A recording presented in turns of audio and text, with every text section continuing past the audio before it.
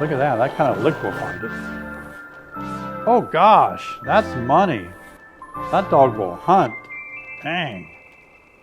Beautiful. Let's try it on this this whole bead right here that's on that little rim right there.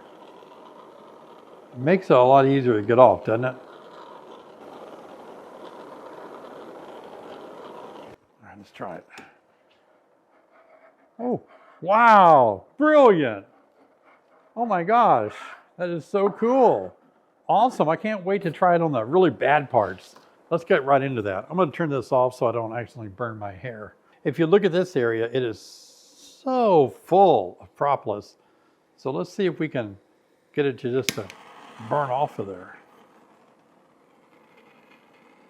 Wow, that is so awesome. My gosh, if I can heat it up enough, I can just scrape it out with my hive tool very easily. I hope that's a heat detector, not a smoke detector. I'm making some smoke. All right, here we go.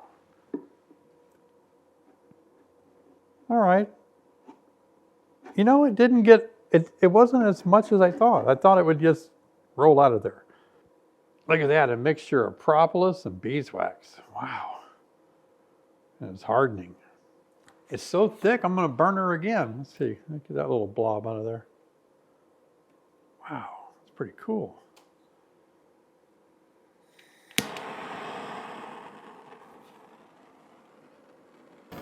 Let's get it a little bit hotter. I think it's not so much the propolis, but it's the wax in there. I have a fire extinguisher right by my feet. I really do. I'm a big person that believes in having a fire extinguisher really close by when you're doing bee stuff. And I don't buy the cheap fire extinguishers. I get the good ones that you can refill and that can be inspected. I think we have to do that for insurance purposes on our property, you know, and that makes it a lot more safer. I always trained all my children too how to put out a fire. You know, you want to aim toward the fire, not the top of it, not the smoke. Wow, that turned out so good. Let's clean off this little part right here. Yeah. Wow. Wow, not only is that cleared off, but it looks cool with a little bit of burnt to it like that. I don't know, it just kind of looks cool to me. But man, that cleaned out that groove really good. Might put one of them metal frame rails in there. Oh, that's great. And if you watch a lot of my YouTube videos, you'll know that I love playing with wax and fire. Yeah, right. You almost need two people. You have somebody with a hive tool that's not trying to operate cameras. They could just start raking that out. You can make a pass like this and then have them rake it. I'm having to kind of do it all as a one-man show here, but I'm going to give this another try. Let's get it a little bit hotter. All right, here we go. Yeah, can't really do it. Yeah, okay. I think it's good to get as much as you can off after you've heated up a big part of it. All right, here we go.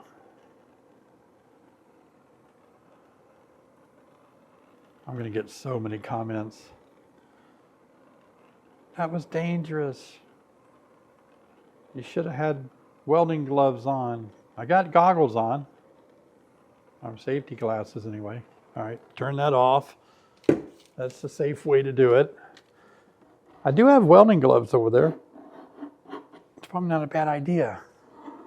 I always wear welding gloves when I make my winter bee kind boards. Sometimes I spill that hot molten sugar on me, and I feel it through the welding gloves. This stuff is hot. Wow, that cleaned up so nice. Come on, leave a comment.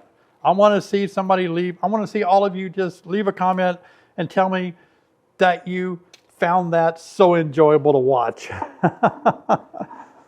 I'm sure there's a study out there that says you shouldn't do that. It's bad for bees or something. But hey, That ain't gonna hurt nothing. I don't care what a study might say. That ain't gonna hurt anything right there. No, it's not even near the bees. All right.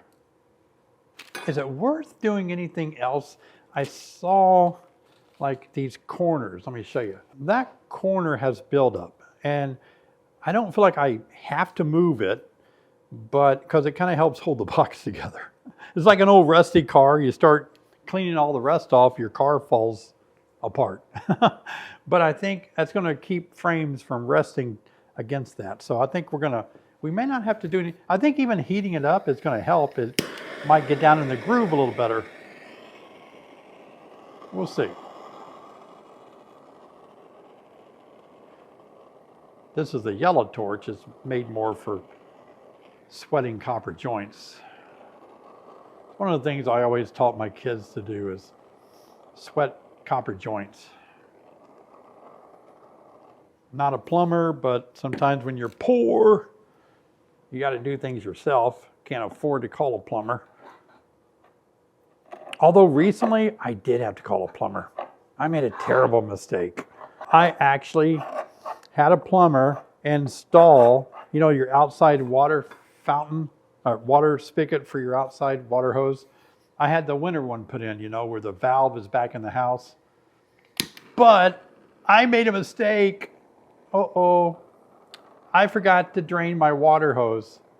So even though the valve was all the way back in the house, the water hose was full of water, and on a cold day, it froze and it pushed the water back into the copper pipe up to where the valve, the inside valve is.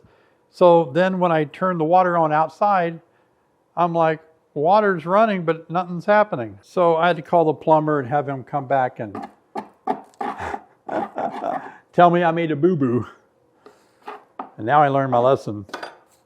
I'm sure somebody told me, be sure that you always drain your water hose before winter. Life gets in the way. All right. You know what I'm talking about. Life just gets in the way. Lots more coming up in this video, but I want to pop in here and say thanks for watching, and please subscribe to my channel. Would you do that? I appreciate it. Give me a thumbs up. It will help me so much, and it will help you because you'll be notified each time I work hard making videos for you. You don't want to miss a single video. So hit subscribe.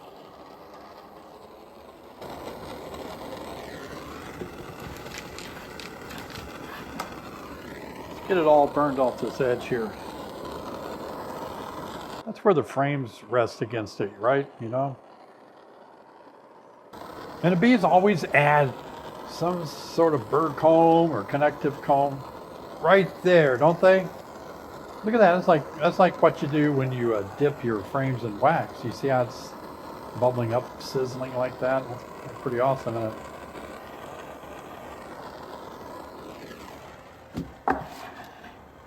Yeah.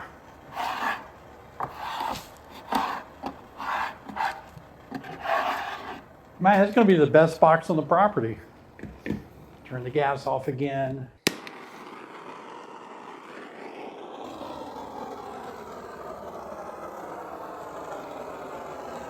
I do love that smell. It's an awesome smell. Back in the day when I did kind of scorch all the inside of my boxes, somebody told me it was good to do that for diseases. I don't know if that's true anymore or not, but way back, that was kind of the going thing. So I did that. It was a good smell, but not sure if it did any good. This won't kill American foulbrood spores. It's just not hot enough. But I don't have American foulbrood. I'm not worried about it.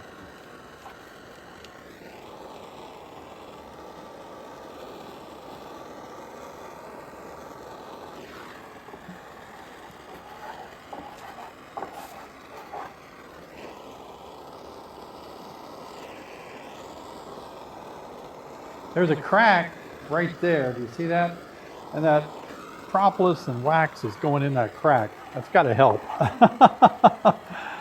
That's got to help, doesn't it?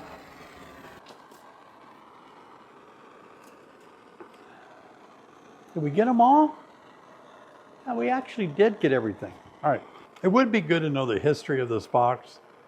You know, who built it? What year was it built? Where did it sit? What hives did it, you know, what part of the country were the hives in? Could have been anywhere.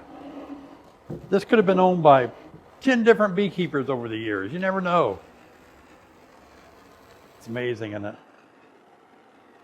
I have bought out several beekeepers over the years that were done or retiring or something. So, you know, you get boxes that work great and you get what you get, right? You know, one thing that I'm surprised at, and you guys can tell me what you think. Maybe there's some bee inspectors watching, but I go to some conferences sometimes and there's vendors selling bee boxes and drawn frame, drawn comb. In Illinois, you have to have special inspections to cross county lines with drawn comb. And I see people selling drawn comb. I see people bringing it from state to state. I don't know. Why is that? You know, we are fearful that there's diseases in the comb, and that's why a lot of places like Illinois don't want you to bring comb in unless it's been inspected. But in other states, I guess other inspectors say, yeah, it's not a big deal. I'm not going to mention any states or anything, but I'd like to know why it's allowed in some states and why it's not allowed in other states. You inspectors out there, let me know. Put this in the trash.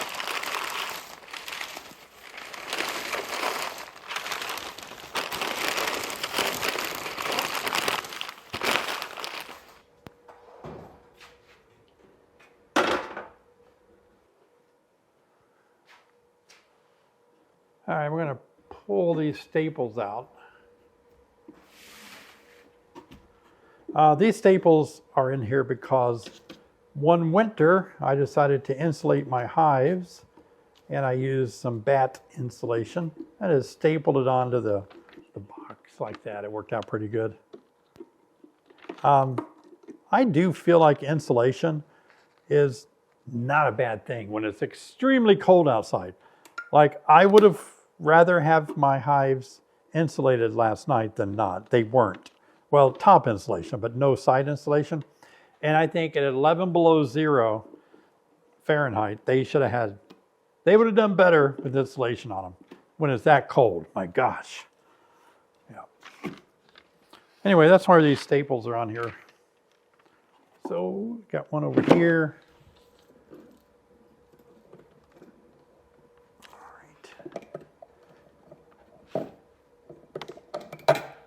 One of the things that I spend most of my time each week doing is answering beekeepers' questions. Every Friday I sit down and answer your questions. Last week I answered a bunch of them, a lot of them about queen rearing. If you didn't see that video, here it is. I'll meet you guys over there.